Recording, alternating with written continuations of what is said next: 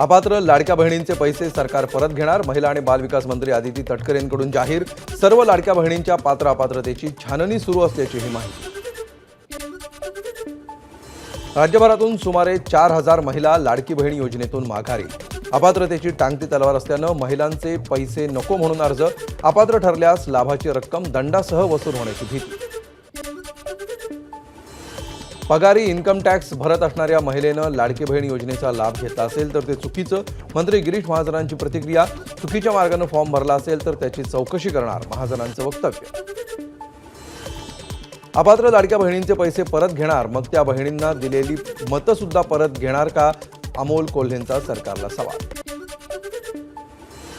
संतोष देशमुख हत्या प्रकरणातील आरोपींना आणखी 14 दिवसांची न्यायालयीन कोठडी.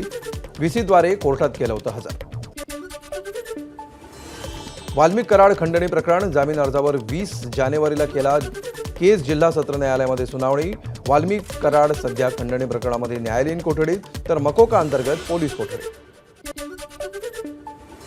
कराडची दुसरी पत्नी ज्योती जाधवच्या नावे सोलापूर जिल्ह्यातही कोट्यवधींची संपत्ती. बार्शीजवळ शेंद्री गावामध्ये ज्योती जाधवच्या नावे 4 जमिनींचे 7 बारे उघड. वाल्मिक कराडला धनंजय मुंडेंचं संरक्षण. संदीप क्षीरसागर यांचा आरोप. ज्या पद्धतीनं कराडची संपत्ती समोर येते त्या पद्धतीनं तपास झाला पाहिजे, मात्र तपासात कराडचं नाव आलं की तपासाचा वेग थांबतो. क्षीरसागर यांचा तपासावर आक्षेप. पंकजा मुंडे धनंजय मुंडे यांच्या मामी सारंगी देशमुख यांनी घेतली देशमुख कुटुंबियांची भेट. अजितदादांवर माझा विश्वास. ते धनंजय मुंडेंचा राजीनामा घेतील. सारंगी महाजनांचा धनंजय मुंडेंवर निशाणा. परभणीतून निघालेल्या आंबेडकरी अनुयायांच्या लाँग मार्चचा दुसरा दिवस. न्यायालयीन कोठडीमध्ये मृत्यू झालेल्या सोमनाथ सूर्यवंशी तसंच विजय वाकडे यांच्या कुटुंबियांना न्याय देण्याच्या मागणीसाठी परभणी ते मुंबई लाँग मार्च. संतोष देशमुख हत्येच्या निषेधार्थ उद्या छत्रपती संभाजीनगरमध्ये मोर्चा. मनोज जरांगेंकडून सर्वांना सहभागी होण्याचं आवाहन.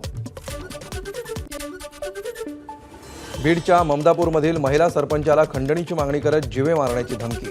न्याय न मिळाल्यास आत्मदहन करणार, सरपंच महिलेचा इशारा.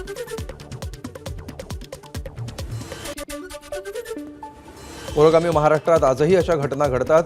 ही घटना महाराष्ट्राला काळिमा फासणारी. महिलेची धिंड काढण्यात आल्याच्या प्रकरणावर अमरावतीचे खासदार बळवंत वानखेडेंची प्रतिक्रिया.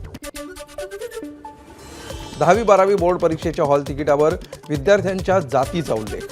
शिक्षक आणि शिक्षण तज्ज्ञांकडून बोर्डाच्या निर्णयाबाबत आश्चर्य व्यक्त.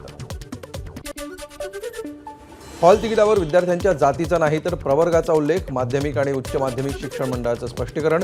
शिष्यवृत्तीच्या सोयीसाठी जात प्रवर्ग. शिक्षण मंडळाचे अध्यक्ष शरद गोसावी यांची एबीपी माझाला माहिती.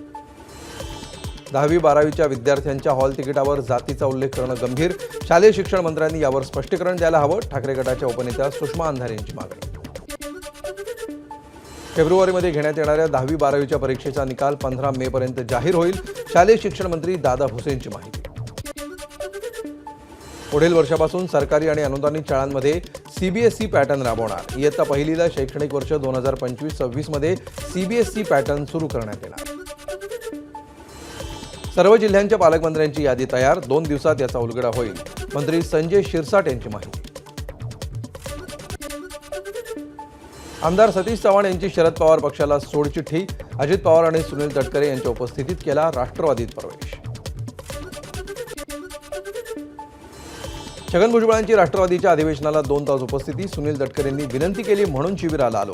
माजी मंत्री छगन भुजबळांची प्रतिक्रिया. तर नाराजी दूर झाली असं नाही, भुजबळांची स्पष्टोक्ती.